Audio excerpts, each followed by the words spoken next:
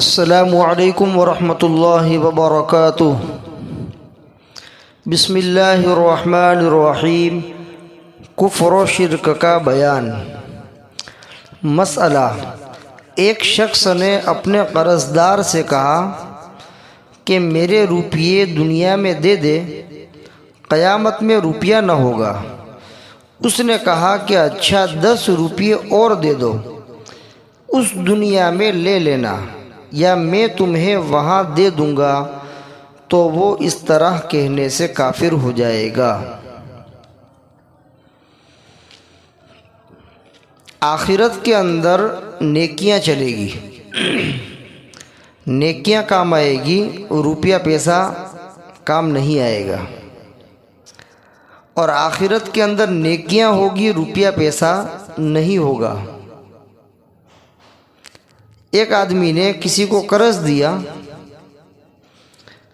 وہ قرض واپس نہیں دے رہا تھا، تو اس کو کہا کہ بھائی میرا روپیہ دنیا میں دے دو، ورنہ قیامت کے دن تو روپیہ نہیں ہوگا۔ تو وہ قرض دار جواب کے اندر یوں کہہ رہا ہے کہ اگر 10 روپیہ آپ کے پاس مزید ہو اور ہو تو وہ بھی دے دو۔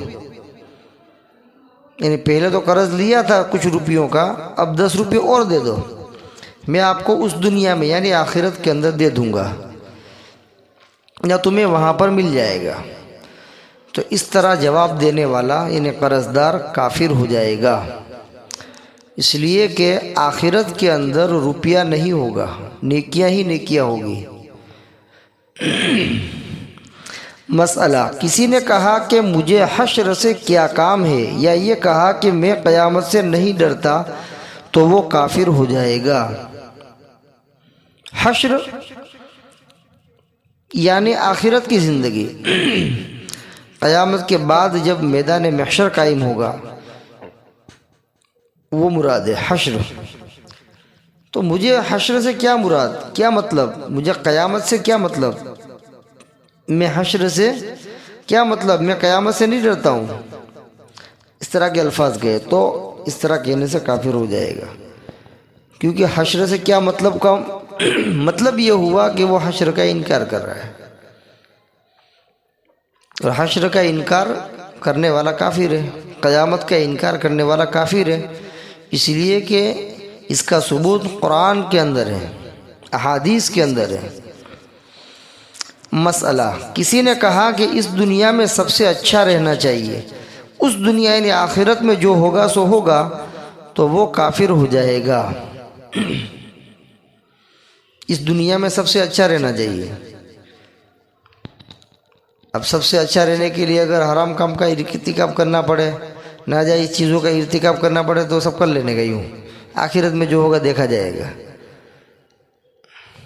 کیا دیکھا جائے گا؟ جب سامنے آ جائے گا تب پتہ چل جائے گا، سمجھ میں آیا؟ تو اس میں گویا کہ آخرت کی توہین کر رہا ہے کہ آخرت میں جو ہوگا دیکھا جائے گا، تو اس وجہ سے کافر ہو جائے گا۔ مسئلہ: کسی نے کسی سے کہا کہ میں تیرے ساتھ دوزخ میں جاؤں گا لیکن اندر نہیں آ سکتا، تو کافر ہو جائے گا۔ اس طرح کہنے سے، چونکہ اللہ کے غضب کی توہین ہے، جو کھلا ہوا کفر ہے۔ دوزخ میں اللہ تعالیٰ جب کسی کو ڈالیں گے تو اللہ تعالیٰ غضب میں ہوں گے، خوش ہو کر کے تو نہیں ڈالیں گے، اللہ ناراض ہوں گے، اللہ غضب میں ہوں گے، اور اس غضب کی حالت میں اس کو دوزخ میں ڈالیں گے۔ اب کوئی آدمی یہ کہہ رہا ہے کسی سے کہ میں تیرے ساتھ دوزخ میں جاؤں گا لیکن اندر نہیں آ سکتا، میں تیرے ساتھ دوزخ میں جاؤں گا لیکن اندر نہیں آ سکتا، تو اس میں گویا کہ اللہ کے غضب کی توہین کر رہا ہے، اس وجہ سے یہ آدمی کافر ہو جائے گا۔ مسئلہ: اگر کسی نے کہا کہ جب تک تم رضوان داروغ جنت کے لیے کچھ نہیں لے جاؤ گے تو وہ جنت کا دروازہ نہیں کھولے گا، تو اس طرح کہنے سے کافر ہو جائے گا۔ کفریہ الفاظ اور ان کے احکامات، صفحہ 72-73۔ جنت کا داروغہ، جنت کا چوکیدار، رضوان ہے. کون ہے؟ جنت کے داروغہ کا نام کیا ہے؟ رضوان. تو ایک آدمی کہہ رہا ہے کسی سے کہ جب تم جنت میں جاؤ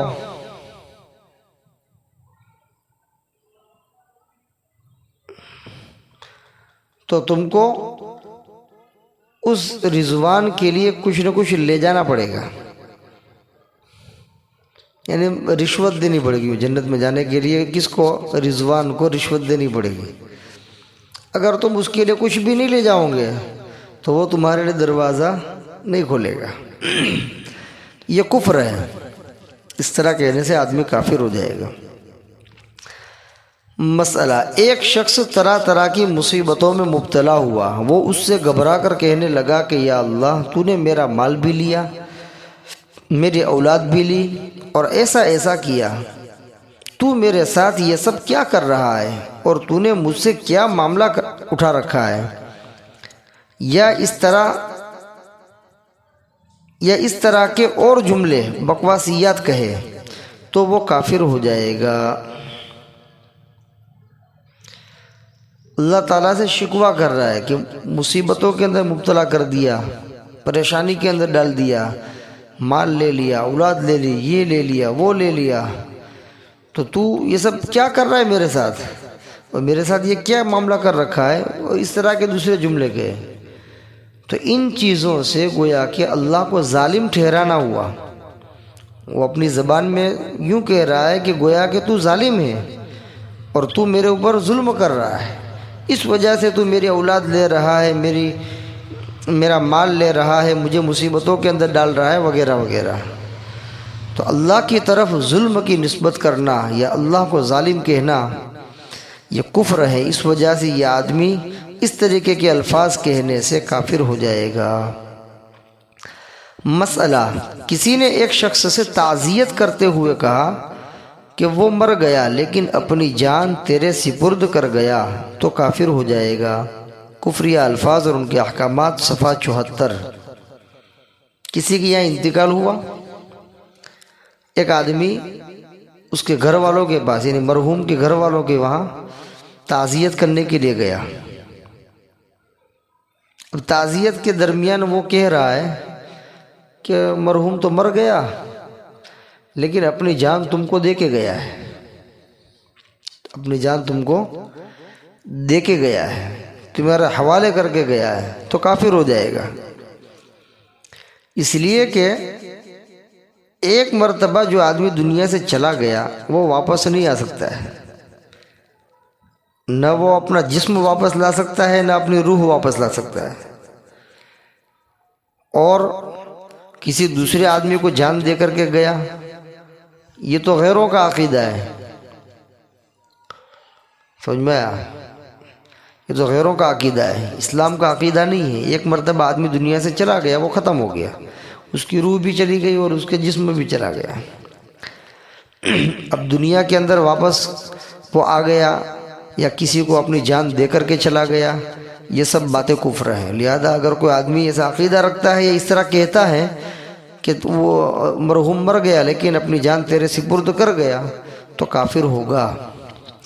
مسئلہ، جب کوئی کسی کو کلمہ کفر کی تلقین کرے گا تو وہ کافر ہو جائے گا، خواہ یہ کھیل کود اور ہنسی مذاق ہی کے طور پر کیوں نہ ہو.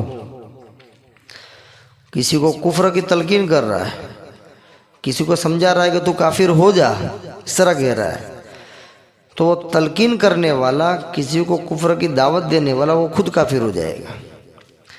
اس لیے کہ وہ کفر کو پسند کر رہا ہے. کسی کو کفر کی دعوت دینا یہ دلیل ہے کہ وہ کفر کو پسند کر رہا ہے، اور کفر کو پسند کرنے والا، کفر سے راضی رہنے والا خود کافر ہے، چاہے مذاق میں بھی کیوں نہ کہا ہو. اس لیے اس طرح کی باتیں نہیں کہنے کی. مسئلہ، اسی طرح وہ بھی کافر ہو جائے گا جو کسی کی بیوی کو حکم دے کہ تو مرتد ہو جا اور اس طرح اپنے شوہر سے علیحدگی اختیار کر لے. امام اعظم رحمۃ اللہ علیہ اور امام ابو یوسف رحمۃ اللہ علیہ سے یہی روایت ہیں. کسی عورت کو کہہ رہا ہے کہ تو کافر ہو جا، تو مرتد ہو جا، تو کیا ہوگا؟ تیرے شوہر سے تو جدا ہو جائے گی. اس لیے کہ ایک تو کافر ہو جائے گی اور یہ مسلمان رہے گا، اور اسلام اور کفر کا جوڑ نہیں ہے، اس لیے تیرا نکاح آٹومیٹک کیا ہو جائے گا، ختم ہو جائے گا کافر ہونے کی وجہ سے۔ تو نکاح ختم کروانے کے لیے وہ کیا کہہ رہا ہے کہ تو مرتد ہو جا، تو کافر ہو جا، اس کو یہ حکم دے رہا ہے، تو تیرے شوہر سے تو علیحدہ ہو جائے گی۔ تو اس طرح کسی کی بیوی کو کفر کا حکم دینے سے یا کفر کی تلقین کرنے سے بھی آدمی کافر ہو جائے گا۔ اسی طریقے سے امام اعظم اور امام ابو یوسف رحمۃ اللہ علیہ فرماتے ہیں۔